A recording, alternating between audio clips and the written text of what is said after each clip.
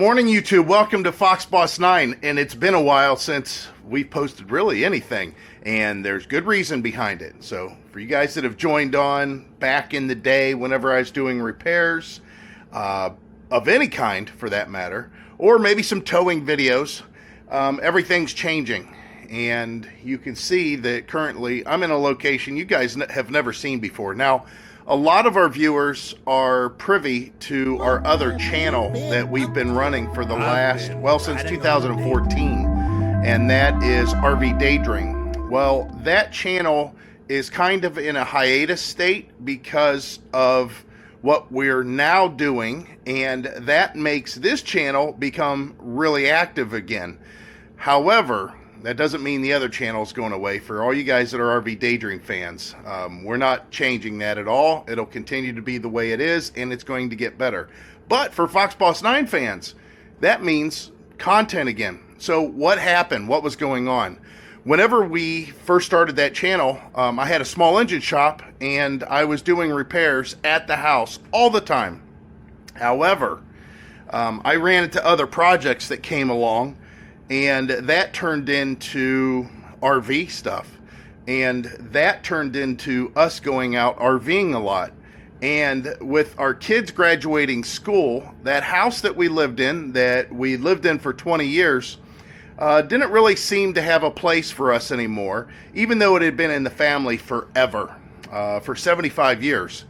We went ahead and sold the home, and we packed everything up into an RV and a truck. That's all that we owned, that and 3 totes that we had off-site. And we traveled the country for 3 years while we were still relatively young and healthy. That meant that the only videos I really could do is some car review stuff that I did. If you want to check out those videos, they're prior to this one, not that long ago. And also towing vehicles, because we did tow with a couple of different trucks. Starting back with, I think, the F-150.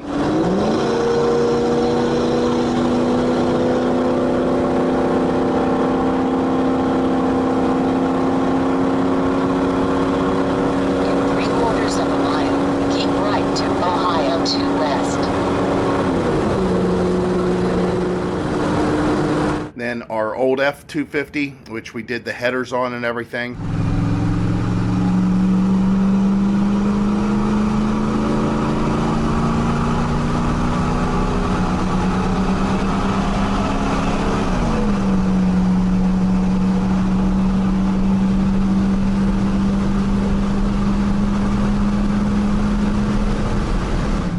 I'm telling you right now, this is like a 5% grade, and it goes for miles and miles. And again, transmission's up to about 215 degrees.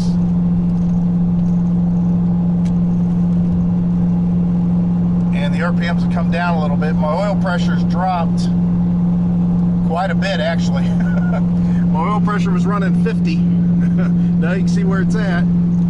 So hopefully that oil ain't breaking down, because the temperature's getting a little bit warm too. And then we got into a 2019 F-250.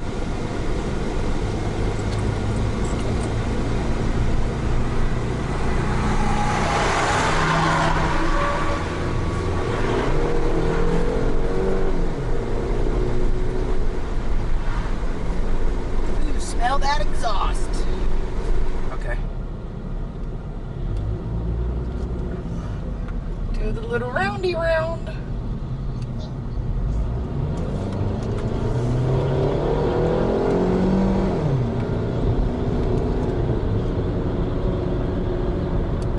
And then a 2020 F-350. You can see we're rolling here, 4th gear, 35 miles an hour. There's the on-ramp. So let's see what we can do. We're up down to 2.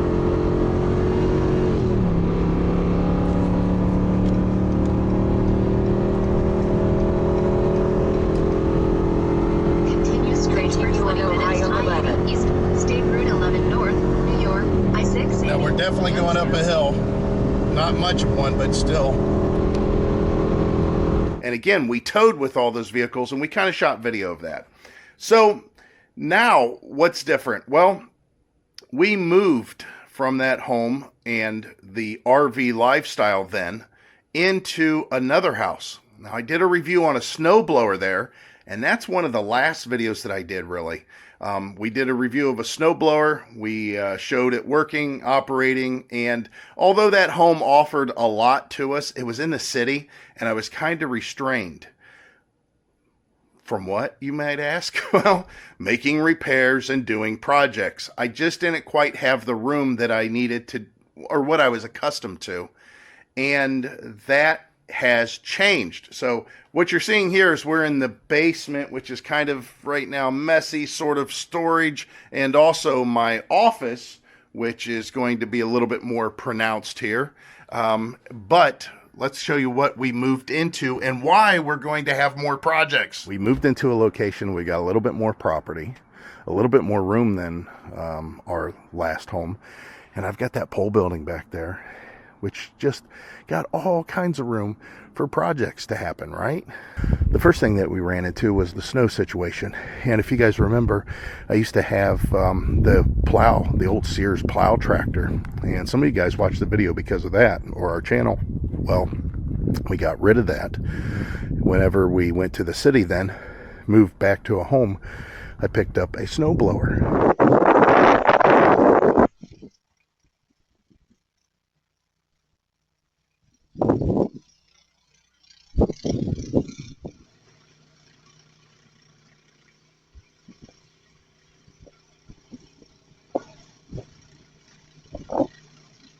And that's what I used yesterday, but you could see my driveway is much, much bigger than what it used to be. So now I need to find a better solution. Not only that, but I tried to make a couple passes with the snowblower back to the pole building to keep that clear, because there is a driveway that's here and I couldn't. So this is going to be probably the workshop area for the most part, where most of the work's done. And right now you can see that I have a car in here. This is my wife's car pretty much. We bought this so she could get back and forth to work. And it's a good car, and I've done actually some work on it, or had some work done on it, because I wasn't in the position to really work on things until now. So I've got a little bit more tools because we sold everything. I mean, for you guys that have started watching the channel, because I had a lift table and a welder and air tools and big snap-on toolbox and a crane and all that stuff to work. I sold it all. I sold all that stuff. So to rebuild that on some level, it's going to take a little bit. But we did get to the point where we have enough tools now that I might be able to work on this. I see my garage door snuck open here. Another little project. Got to give it a little slam. So the garage itself is kind of insulated. I did have a wood burner in here. Oh, I had a fire. We moved in and I pretty much tried to burn the place down within, I don't know, 2-3 weeks of being here. So you can see the snowblower, and that was being utilized, but the project or the plow tractor that I'm picking up, it's interesting. Let me tell you a story, and I know a lot of people I found out from our other channel don't like to necessarily listen to stories. They just want to see more than hear. Well, there's also a lot of people that like to listen because they'll put on the channel for like podcast reasons, and they want to hear what we have to say. So if you don't like the talking content, make sure that you learn how to use the fast forward button. You can do that. I think 1.5 times speed might be perfect for the amount of words coming out of my mouth. That might get it a little bit faster for you.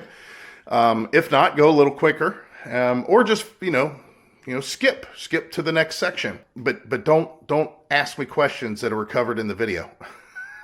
That's the reason I go into detail, so I don't have to worry about that.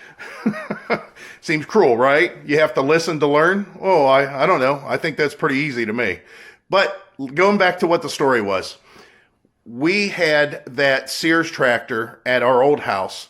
So we were in the process of moving around, and our kids were relatively small, and our kids are now, just shy of 30 years old. But at the time, they were, 8 and 9, somewhere like that, 7 and 8 years old. They weren't very old at all. And we decided that it would probably be a good idea to purchase from the estate her grandparents' house.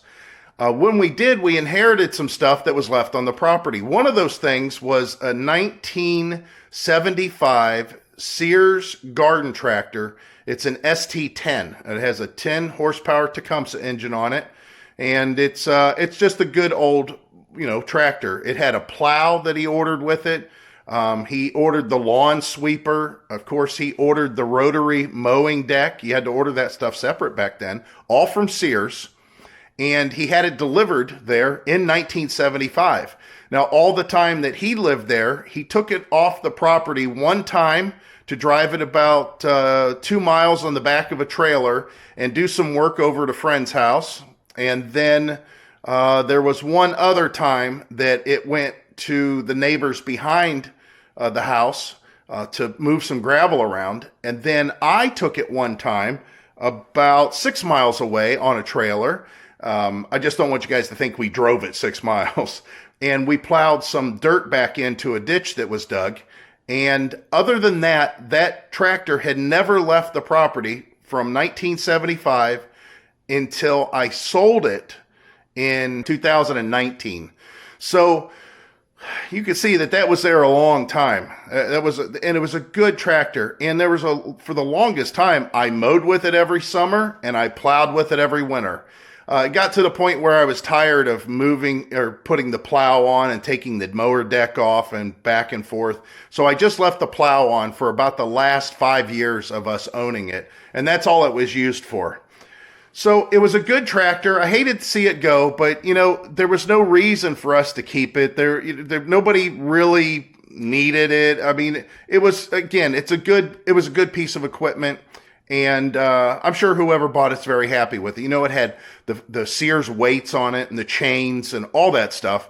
And I used it a lot. It was just perfect. But let me tell you the other side of this story. My wife's grandfather, who had owned that Sears tractor since 1975, so at that point it was about 5 years old, had impressed my father-in-law, my wife's dad, with what that tractor could do. That in 1980, 81, 82, he found a 1976 Sears ST10 garden tractor. He bought it along with the plow, the weights, the chains, the rotary mower deck, a trailer, a little lawn cart, and a rototiller that went on the back. It was pretty much an identical twin to what her grandfather had. And all the years that we had it, from 2000 till 2019, I would occasionally go over to their house and plow their driveway with their tractor. And there was a couple times I had to do some work on it for him, some carburetor work, and I help him take the deck off and put the plow on, and take the plow off and put the deck on in the spring, that kind of thing. But he at some point did the same thing. He found a riding lawnmower to mow the grass with, and he kept that as a plow tractor. Well, sadly, he had passed away, and me and my brother-in-law and my wife, we would take turns occasionally going over in the winter if needed to be, and we would plow the driveway. Now, as you can imagine, a tractor that just sat for a long time, it got to where it would just, the first snow we'd go over and it would need a battery, or the battery would, we'd have to put a battery in off of a tender. And then the fuel was old and the carburetor needed cleaned, and, he had to do a rain dance and all kinds of stuff to get it to start. And the tractor just kind of sat and it sat and it sat, and it didn't get run. Well, my mother-in-law, while we were kind of on the road traveling, she had mentioned something about, well, I might want to get rid of that tractor and all the stuff that goes along with it. Well, we didn't need it. We didn't even think about it because we were on the road. We were traveling. We had no place to even keep it. We found out that one day she had got hold of somebody that was just starting off in some sort of a kind of a scrap business. He would go and try to find stuff that needed fixed or scrapped. And she contacted him and thought, well, this seems like a nice enough guy.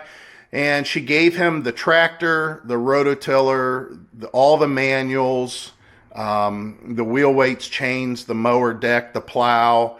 and, just gave it to him and said, here you go. She's nice, and she wanted to help the guy out. Well, within about a week, I just happened to be looking through Facebook Marketplace, and here the guy had the thing for sale. I was telling my wife then, I said, look at this ad on Facebook Marketplace. I said, this is your dad's old tractor, because he had this bright yellow seat on it. And she says, are you sure that's his? I said, I guarantee that's his tractor.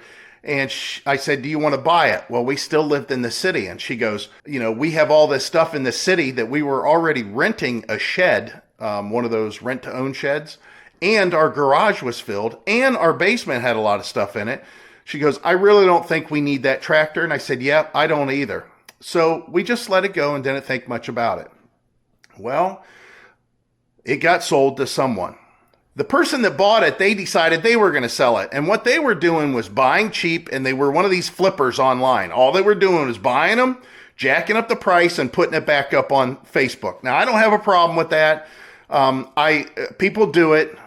It's not my thing. Maybe I'll entertain the thought one day. And if you guys want to see something like that, let me know. But basically, what that was doing, they're just manipulating the money. They're not making the product any better necessarily. They're just finding somebody, maybe lowballing them, getting a great deal on something. And why not? That guy should sell it for real cheap. He got it for free, the first guy. So he made money on it. So the second guy, he got it. He raised it by $300, and he put it back on Facebook Marketplace. And eventually somebody else bought it. Okay, now fast forward to current and where this whole story went. I was going through Facebook Marketplace, and guess what showed up? You got it, that same mower.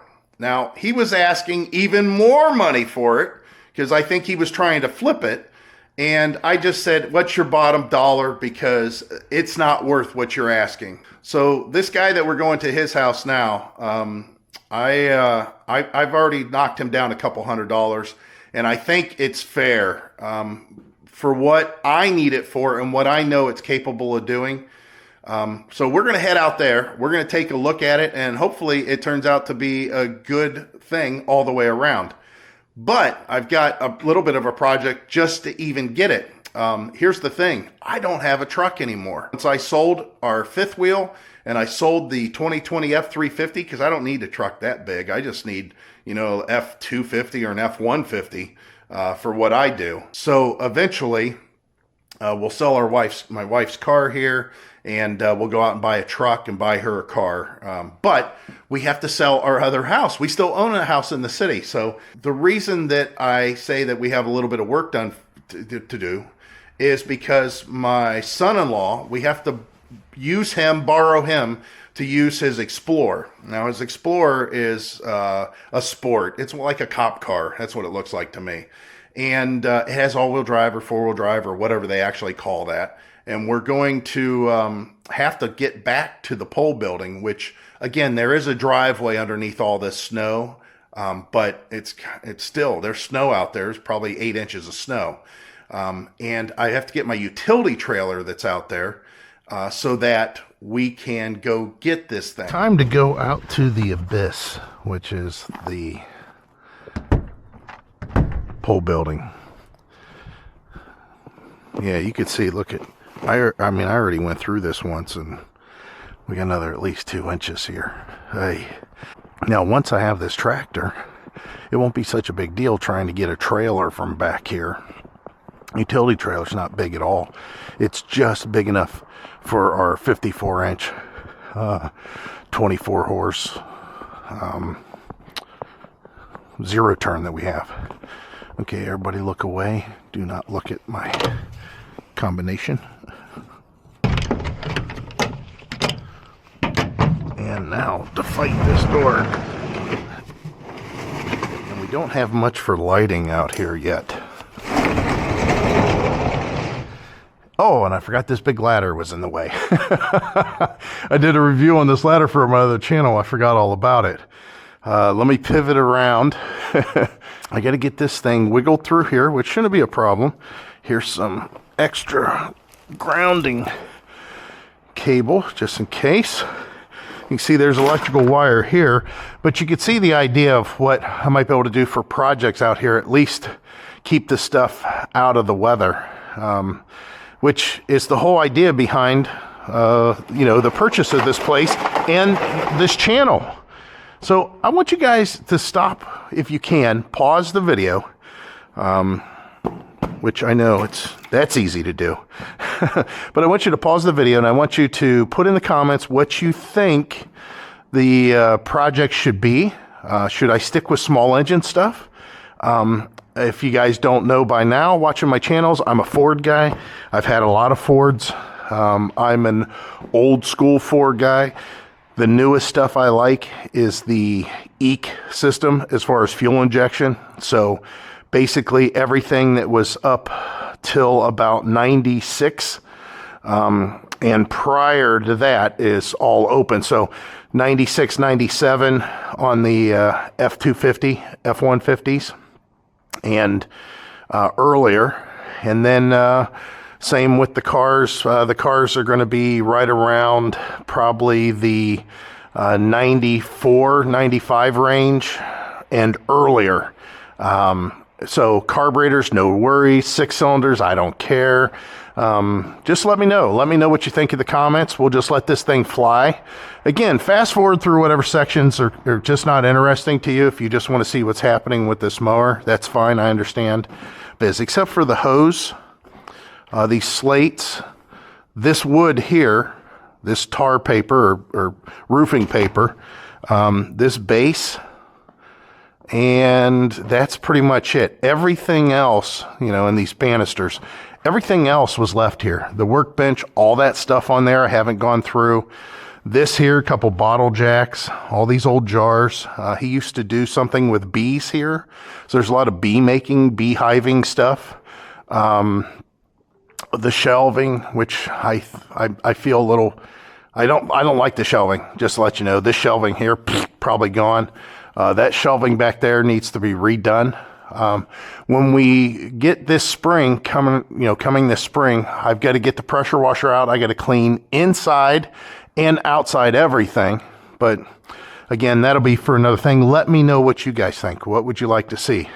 So I think I should be able to squeeze this by. Let me see where my wheel is here. Yeah, I think I can squeeze that through there. It's going to be awful close.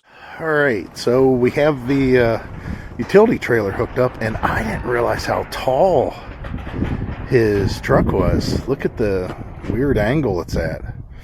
Yeah, I don't like when the trailer's that high. Here we are out in the middle of Farmerville. This is Columbiana County. This is actually in Columbiana. This is kind of where, you know, we lived in Columbiana County. Our old house is, I don't know, maybe 15 minutes away from here. So it all loaded up on this trailer. Okay, I couldn't believe it. Not only that, but this thing's been sitting out all winter. And guess what? We put a jump to it, put the gas to it, and it started up. The weights and the chains and everything, he mowed with this all summer long. So the weights and the chains are in the back of the SUV. As far as I can tell, the tires look okay on the trailer, so we should be all right there. But yeah, this is the wow, I don't know, that one side looks awful loaded up more than the other. We'll have to see how this works. But yeah, I'm interested in seeing what's going on here. But this will be fun. I got a lot of work ahead of me though, because this has not been really done anything with except just used, and that's it. So I got to fix all that. So the easiest thing for us to do is just back this thing in here, back it on in here, and get it in the garage to where I can look at it overall. Make sure that it gets a good looking over. It's a little bit different than when he had it, but for the most part, it's pretty much the same. All right, so we're good here. Yeah, and it's been sitting outside since the summer. He mowed with it, so yeah, I got some work to do. So for you guys that don't know, Heidi's never on any of our videos for the most part, especially Fox Boss 9. I can count on my hand maybe twice of all the channels that are on Fox Boss 9 that Heidi appears. Even though, if you guys look at my very first video I ever posted on YouTube, which was back in 2007, I believe, Heidi's the one that actually shot the film and actually talked on the camera. And you can hear the kids in the background, and that's me racing my car at the drag strip. So, get Heidi's thoughts on this. What do you think? We got your dad's old tractor. It's pretty cool. Can't wait to see it running again.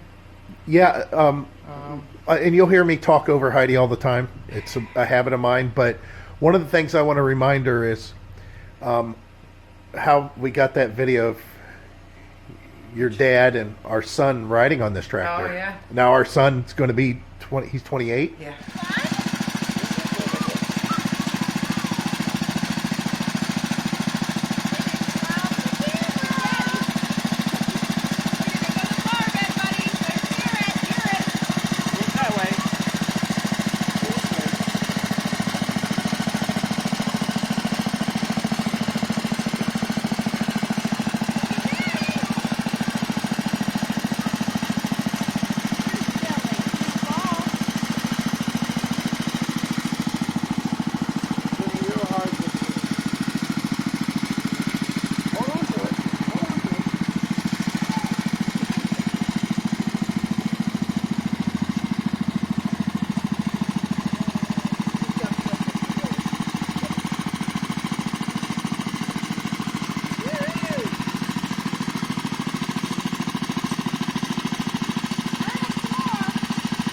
Now, we don't normally do that whole, I don't know what you want to call it, sentimental, reminiscing type videos, you know, with that sad Sarah McLachlan, the dogs are being killed in the shelter, you know, but it is kind of cool. And that was added into some of the reasoning behind it.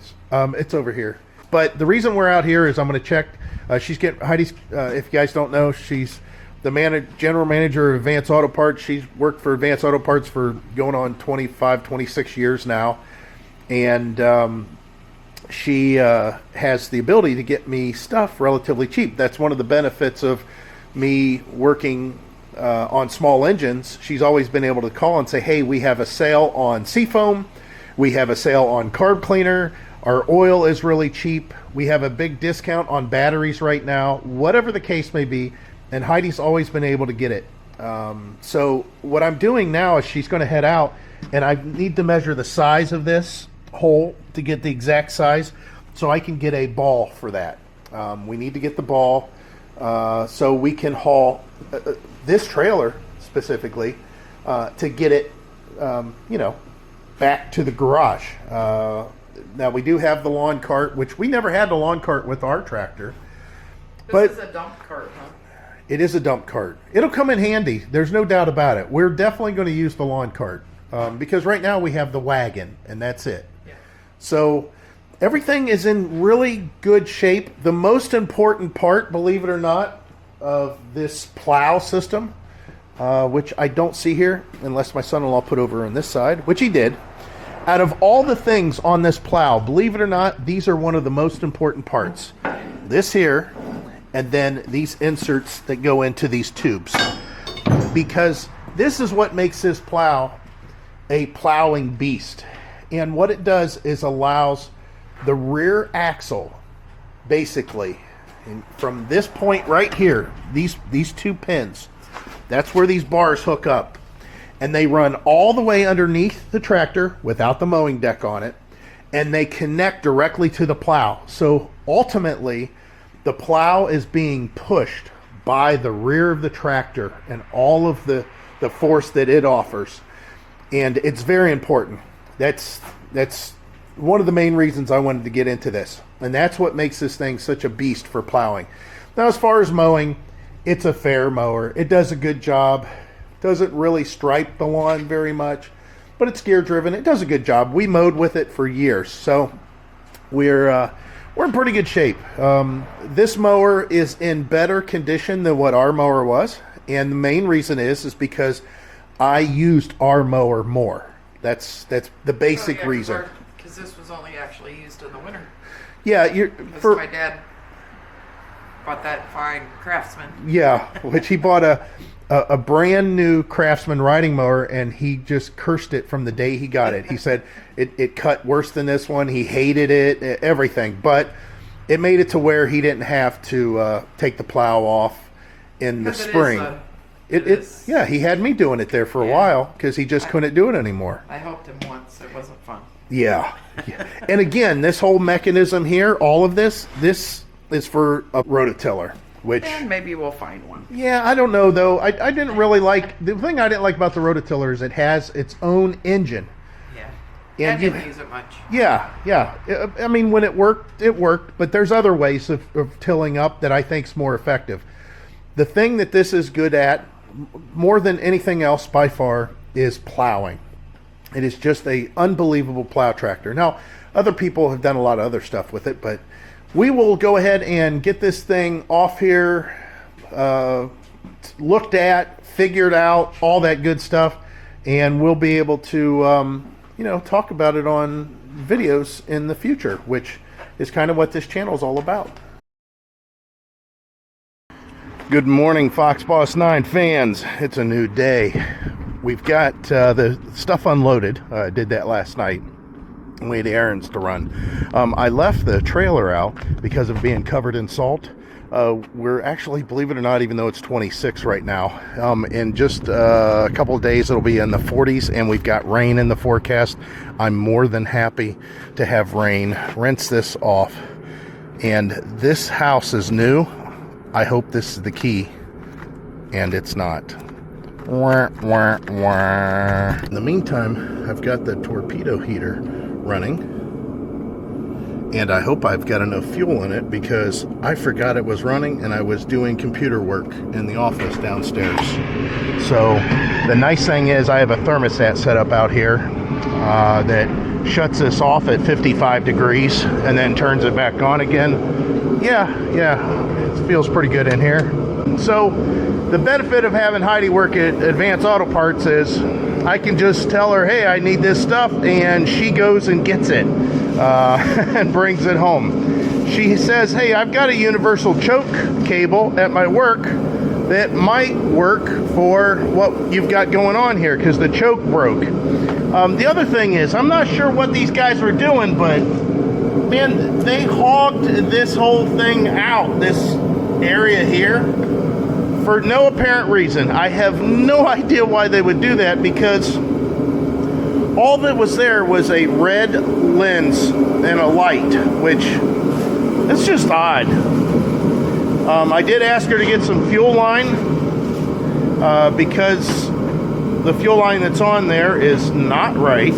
I asked her to get some small hose clamps. I asked her to get some battery bolts, and look at how good she is. She's right on it, huh? And then some carb cleaner just in case. I go through carb cleaner a lot. You guys that have watched the channel for a while, I talked about how carb cleaner can pretty much dictate and rule out ignition problems right away. Is by spraying some carburetor cleaner or starting fluid or brake clean or whatever you prefer into the intake pass or into the intake passage of whatever it is, and you don't even have to have a carburetor on there, and see if it tries to fire up.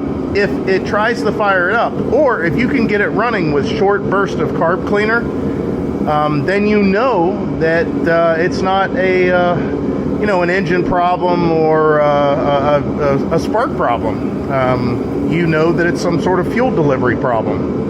Of course, that's a simplified answer for that, but the other thing I should have had her do was pick up a new air filter. I didn't think about that. That's bad on me. Yeah. I'll have to call her up and ask her to get a new air filter. Oh, thank God it shut off. Must be 55 in here. This is a part number 87370, I believe. So I'll send that off to her and tell her I need a new air filter. And the funny thing is, it's a CarQuest number. Now, the reason it's a CarQuest number is because we used to live next to a CarQuest store at the old house, which you guys may have seen in previous videos. back in the day, whenever, you know, flatheads were around and that machine shop did all the machining and building of engines for street racers, for farmers, for diesel people, whatever, you know, they needed. That's what a parts store used to be, a machine shop used to be. It was an all-in-one place. You would come in and get parts for your farm tractor, you come in and get parts for your race car. Well, over the years, the parts business changed quite a bit, and even though they did quite a bit of machine work, I think they may still even to this day, even though the owner no longer owns it. He was somebody that, it was his dad's shop, and my father-in-law, who owned this tractor, and him went to school together. So my father-in-law, being friends with that guy and not just need to, you know, thank for his mower, called up and probably said, hey, I need an air filter. I'm going to come up there. And sure enough, that's what he was given. And like I said, it's kind of funny how all this stuff ties in together. Figures that the furnace kicked back on before I had a chance to tell my story. I'm waiting for a fuel pump to come, and you may kind of shake your head a little bit about that and say, well, wait a minute, you have a fuel pump. And I do. You know, it's the original fuel pump. Oh, here we go. You can tell I'm not organized in here. That's going to change, guys. Trust me. So here's the fuel pump. This is the original fuel pump. I love keeping original parts. Original parts are really cool. I just like the idea about it. But the rebuild kit on this is anywhere between $7 and $27, depending on where you get it. And you have to rebuild it, right? Looks like somebody's got some RTV in here. It's like RTV's on here. That's not good. Well, you can buy a plastic replacement that will work just fine, a pulse jet style thing. And they're like, I don't know, $8? Yeah, I'd rather do that. It's up to you how you want to handle it, but you can do it a couple different ways. In my case, I will replace the fuel pump, but in the meantime, I'm going to try to get this running without the fuel pump. The other thing I have to do is something that I hated to do every year. I hated it. I just dreaded the fact of it. And even now, I'm having like PTSD flashbacks, and that's removing this deck. The deck has never been an easy deck to remove. It just isn't.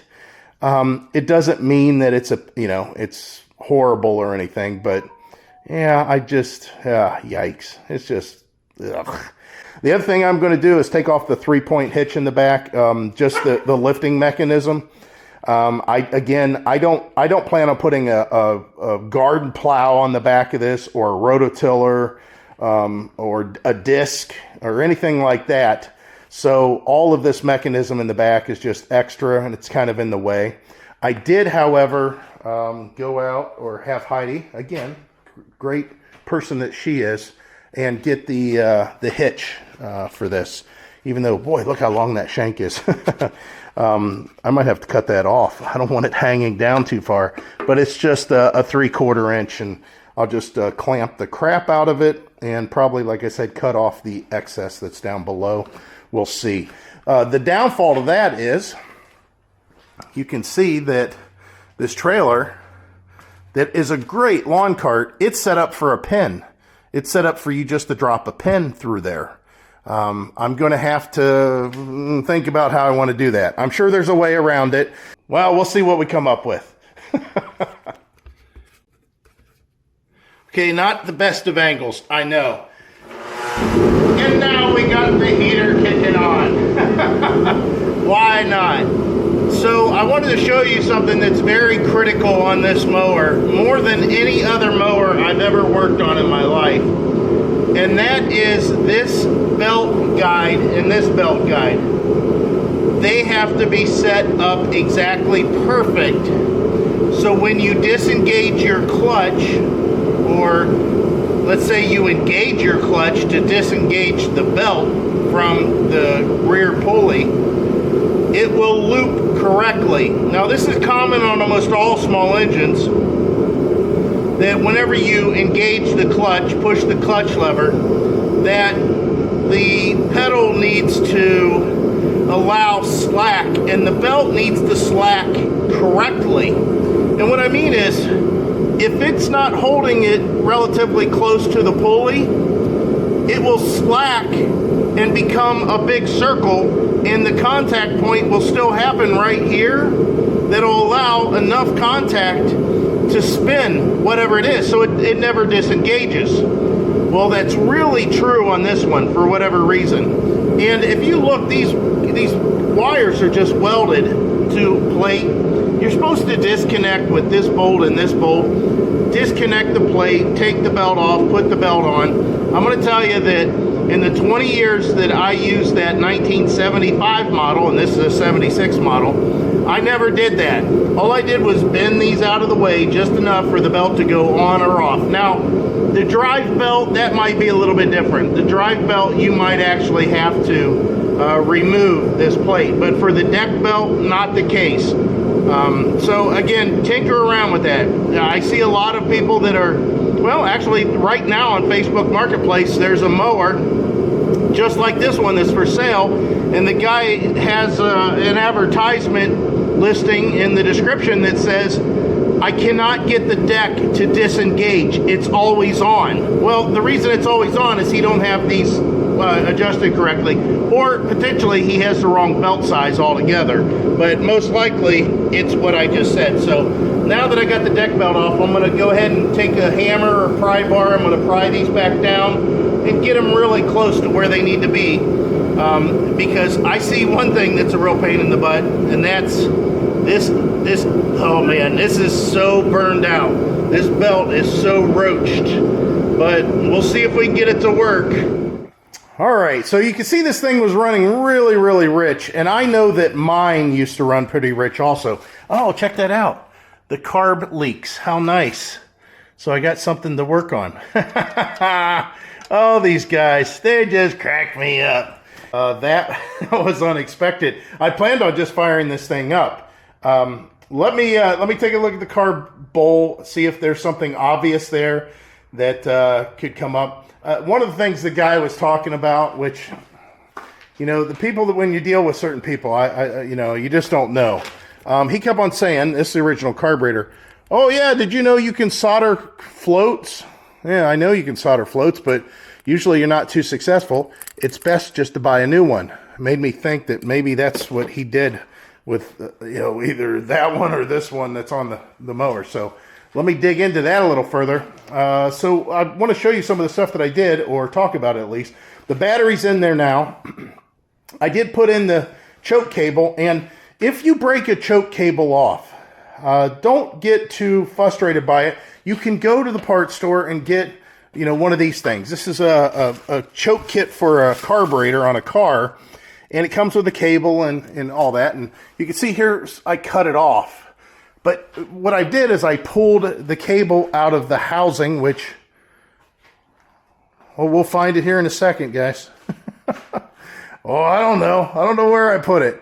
But this comes with, you know, the outside housing, the coiled up part of it. Let me show you on here, since I can't seem to find it. It comes with this part here, you know, the outer casing of the coil. Oh, it's right here on the floor. I'm telling you, I'm going to get my glasses checked. So this is what it comes with, and the choke cable's inside. And you can see the end here. You know, that's what it looks like. Well, that's what's already on the mower, and it's already cut the length and everything. There's no sense in me fishing all that out. All I did was pull the hard line out of this and push it through. Now, you got to be, you know, take your time, manipulate, move it around, just kind of slide it through gently, and you'll eventually get to where it needs to go. You make your little bend, which is nothing more than a little Z, and then, you know, just make sure you do it right. With the choke all the way in, of course, the choke should be open. And then when the choke's pulled out, it should be closed, which it is.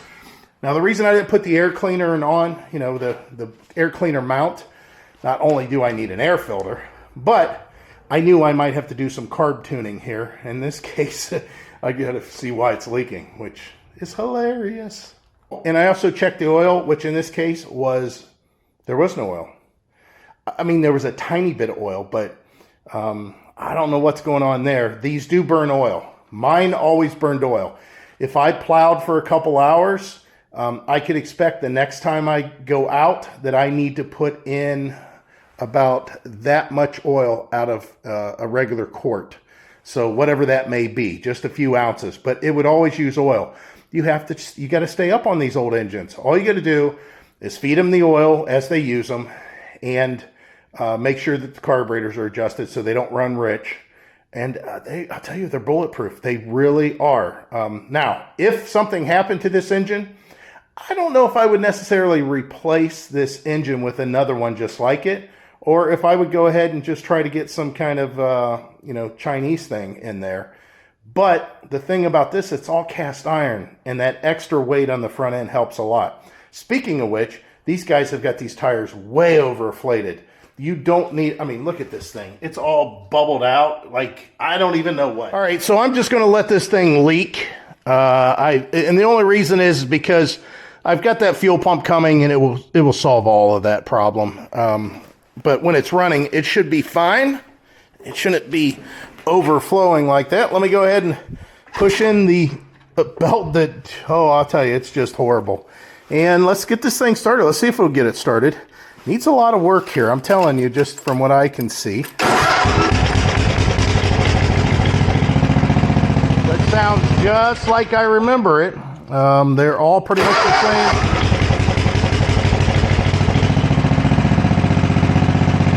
Lovely, right? Make sure it's out of gear. I'm going to let the clutch out and let the gearbox run around. Yeah, the pedal's all the way out, and the bracket is actually hitting. Go ahead and... These are cold nature. They are definitely cold natured.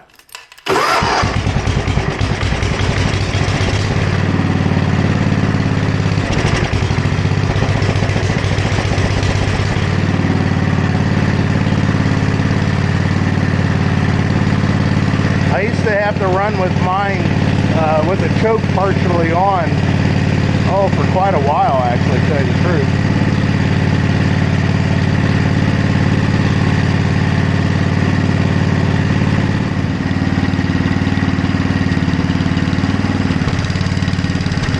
Yeah, they don't have the air fuel mixture right on this at all. So let me mess with that and see if I can get it to straighten out. You can see there, the carburetor will probably start leaking now. But I doubt that it's a fuel delivery issue. I mean, it could be. There's potential that they've got blockage in the line. I have no filter on this right now except for the screen that is in the tank. I did put seafoam in here to help with whatever buildup they may have up on top of it. So, yeah, wow, it's not leaking. Oh, there we go. It's starting to come out the bowl. So, all right, we definitely know that that is curable with that fuel pump. And, yeah, I think what they did was they tried to cut back the air fuel mixture because it was running rich, and they didn't understand why. And it could be the choke cable had been broken for some time, because my son-in-law, he grabbed the cable and pulled it, and it just broke. It just came right on out. So I think that maybe the choke was possibly stuck. So they turned in the air fuel quite a bit, and it was running rich. They took the fuel pump off. I mean, I see a lot of things that they could have been potentially doing that caused problems with this. And, you know, it's one of those things that your hands are coming in after somebody else's, and there could be problems you just don't even know about.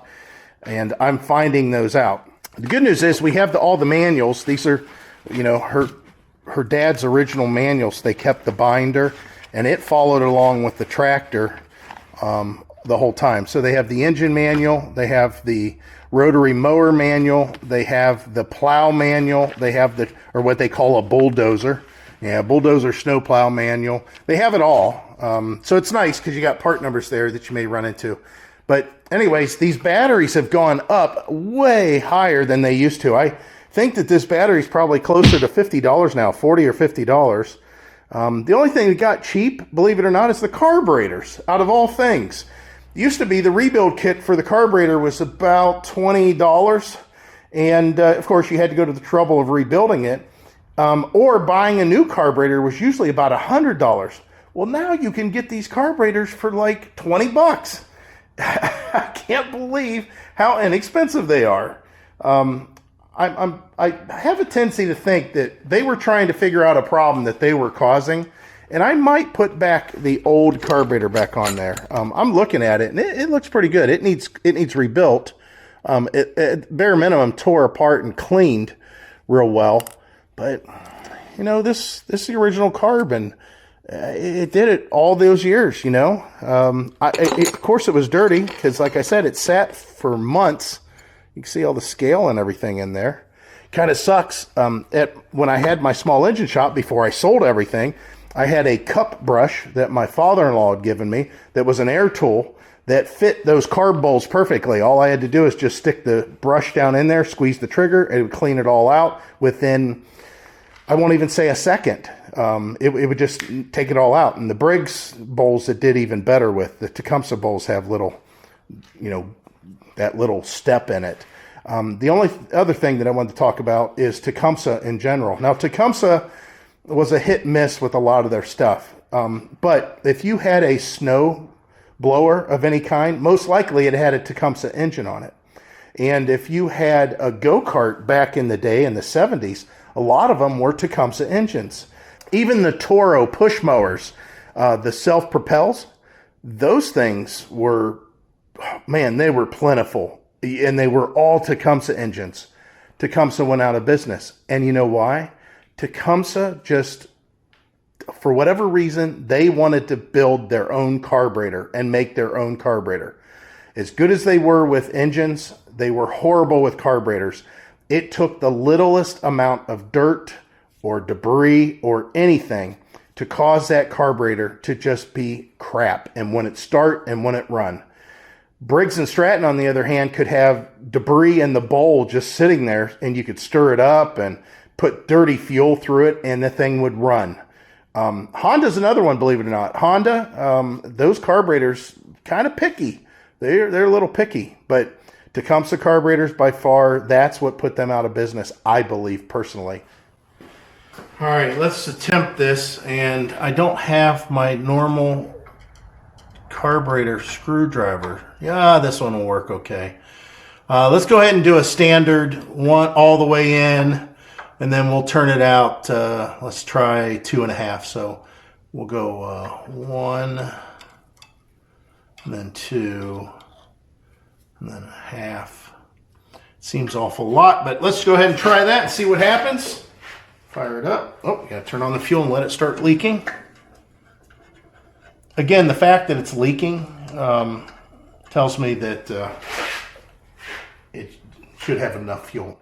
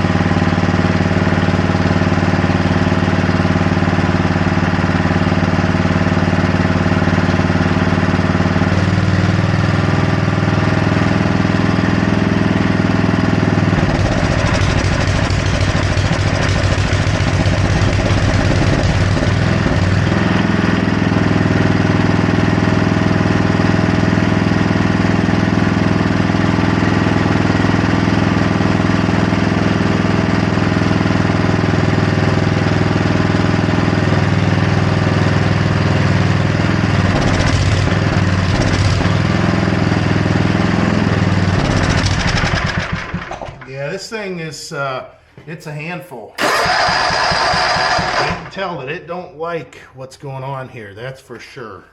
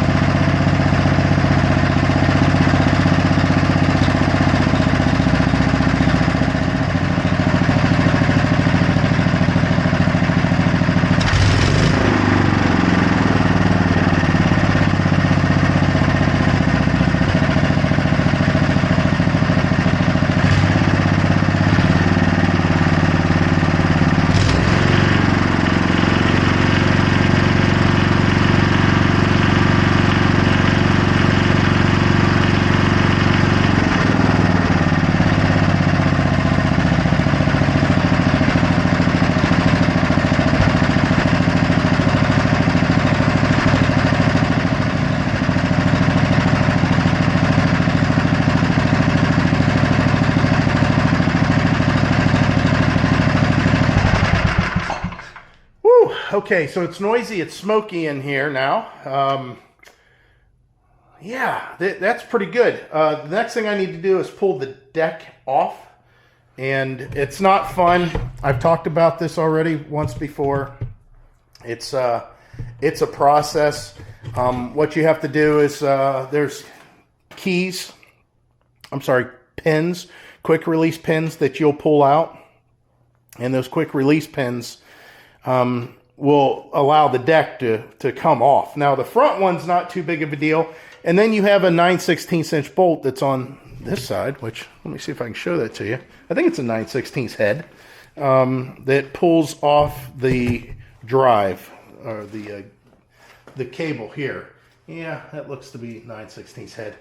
Boy, I guess my memory's better than I thought. And this is the deck engagement, if you don't know.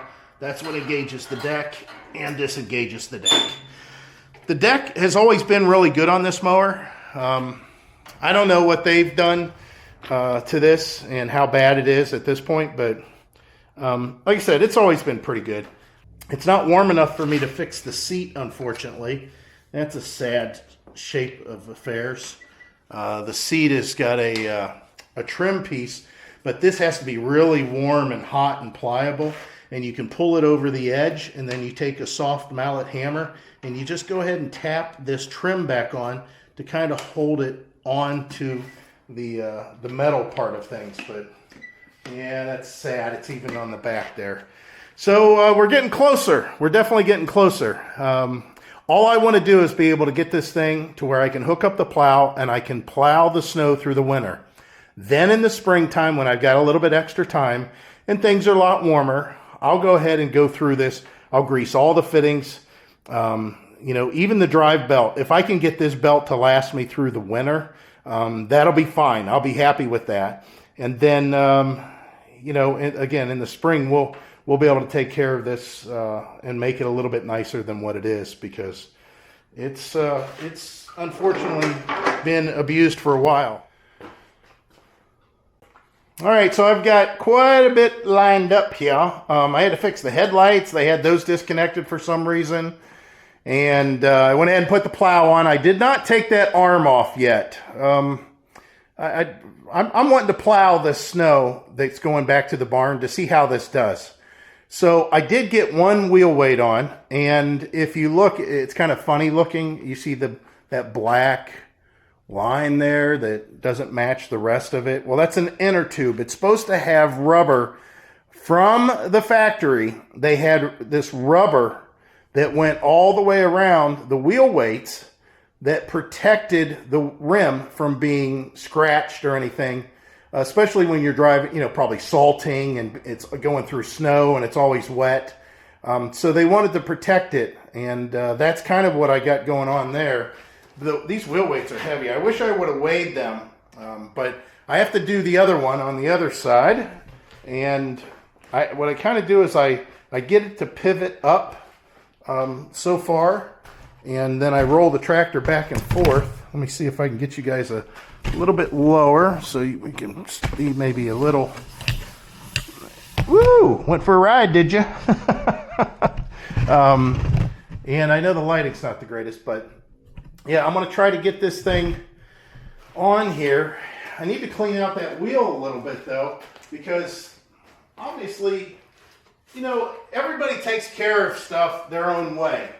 And I don't have a problem with that. I understand that certain people just don't care. Hey, I bought the tractor for $500, $800, I got it free, whatever. And they just do, whatever they feel like doing. But man, just hit it with the pressure washer once. Like this rim is just destroyed compared to the other one because of the grass being thrown out the discharge chute on this side. So sad. And it's not going to get too clean with the way I'm doing it. That's window cleaner. And by the way, all Purple Power is really strong window cleaner. And I do have some here somewhere in a bottle. And I think it might be a straight mix. Now, Purple Power, I'll tell you gotta watch this stuff because I used to work for a trucking company years ago, and we used to haul automotive freight, and one of the most corrosive things that we hauled was not diluted, pure concentrate window cleaner, windshield washer fluid. And of course, this stuff is kind of like I said, window cleaner or window washer fluid. That's why it cleans so well. But it is pretty caustic. If you put it on aluminum parts on your car, expect to see them get a little white and chalky, especially if you're thinking about doing that underneath your engine, on the bay of the engine. It's going to make everything white and chalky. Now, I'm just going to get a little bit of this off. Most of this is grease, which is okay. I'm all right with that. And I don't know where that may have come from. I hope this seal on this axle is not leaking. It shouldn't, because it's a separate hub. It's a keyed hub, so I don't know where that oil could have come from, but I got it all over the tractor now, the fender. I did take off that 3-point in the back. This does have a high-low range. I don't know if I mentioned that. That's what's one of the things that makes this tractor just spectacular. And I've pulled out some serious stuff with this. Again, with the weights and the chains on there. This tractor is something to behold. All right, now for me to quit talking and try to make this happen. And you're going to see that it doesn't go very smooth. And I don't know how entertaining this will be, but you're going to see me get this thing started first. The way I do that is line it up with one of these when it's at its lower point. And it's just about the right height and everything that you can get it to start. Just a few threads. That's really all I needed to do there. I said the bolts are just the perfect length for this. They're not overly long. And then I'll pivot around. Hopefully that bolt holds without smashing my finger. What I'll do is once it gets up just a little ways, I'll bump it with the impact to get a couple more threads on there. I know you guys are screaming, what about the inner tube? I'll get it. But I need to find... there we go. Okay, and that one's kind of the same. Now there is a gap. It's all the way around. I thought I was going to have to bump this, but apparently I didn't have to. Now that there's a gap all the way around, I'm going to get this inner tube and kind of take away that gap that's all the way around and just slide this in there. Now, of course, up here, there's a bigger gap than what's at the bottom. So what you got to do is get it started. Make sure you don't run over the inner tube and get it trapped. Oh, let's try that again. There we go. And then we'll just roll the tractor, probably out of camera range. The weight will transfer now to kind of hold that thing a little bit better. We'll slide this in here.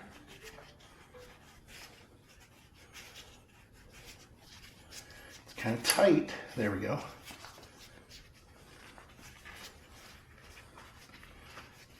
Good, good, good, good. Good in the neighborhood. It's almost all the way around now. So what I'm going to do is position this in just slightly more. I'm going to roll this back and past the center, past where I was. I could feel the weight just shift there. And I'll just pull it back a little bit. Now I've got excess, of course. So what I'm going to do is trim this piece, I believe. Now let's trim the bottom piece off.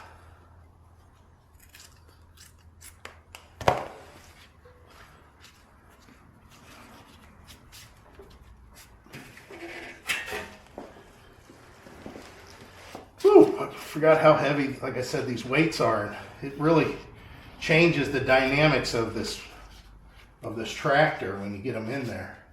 All right, looks like I've got a pretty good overlap there, so I'll go ahead and cut this here.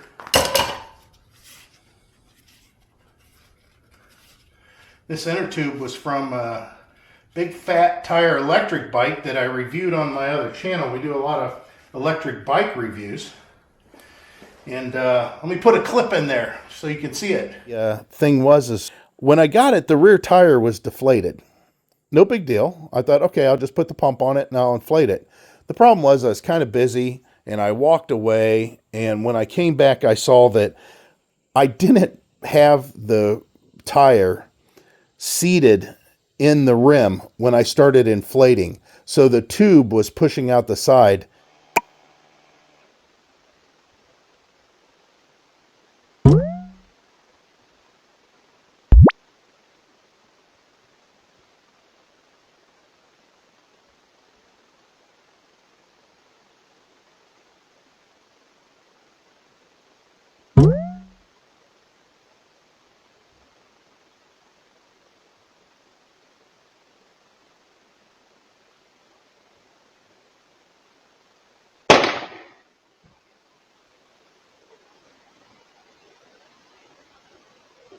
Yeah, that was like, holy cow, it's like a gunshot. I think I heard the neighbor actually make some noise, wanting to know what we were doing over here.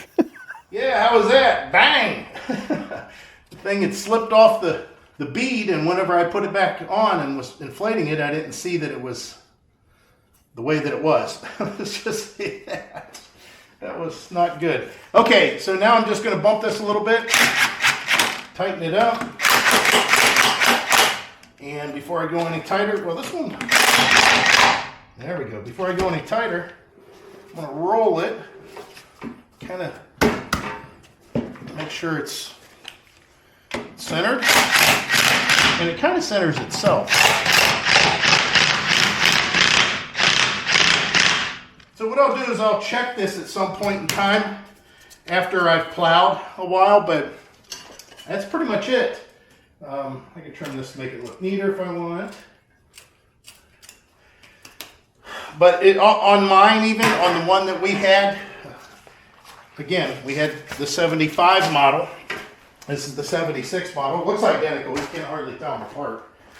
And the model that we used to have had the original rubber on it from 1975 because we just kept the weights on there. When I first moved into the home, I took the tractor and took the weights and chains off for the summer when I put the mowing deck on. So not only did I take the weights and chains off and put the mowing deck on, I had to take the plow off.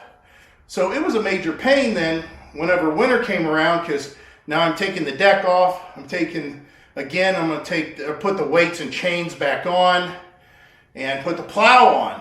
And my father-in-law, in his wisdom, said, as I just said, oh man, I hate it. I'm going to have to do all this work to switch it over for winter plowing. And he says, why did you take the weights and chains off? And as soon as he asked the question, I realized that there wasn't a good answer. There was no reason for me to remove the weights and chains. So from that point forward, for 19 years, every time I used that mower to mow the grass, I had weights and chains on it. There was just no sense in, the grass. If anything, I could mow whenever the grass might be a little muddy or a little wet, and I didn't have to worry about getting stuck. So I have the plow fixture on here. And I'm missing the engine cover. Well, I'm not missing it. I'll show you here. I'm missing the engine cover. And this goes behind this bracket. The reason it's not on there is because I have to adjust this belt. And not only that, but I'm going to be replacing the belt with the correct belt, or a good belt. So now that I've got all this set up, let's go ahead and show you that what it looks like as far as its ability to turn. I still have to put the chains on, but don't worry, we got time for that. But let me show you how this works. So the foot pedal, when you push this, it releases the blade to allow it to pivot. So it's just a matter of pushing that, it locks in place, then once you've got it off. Pretty cool. I don't like how close it is. I think it should be further away. I might actually do some bending of this to make it better. I used to like my pedal to be out about here, so I didn't have to reach quite as far. I just reached up a little bit more. But they have bent this and twisted it around. I might actually flip it all the way around and come up from the bottom with the mount. I know none of that makes sense, but this is why I love this plow though. I mean, you just drop it and go, you know, whatever angle you need. There's sort of a half, there's a half right there, so kind of not a full.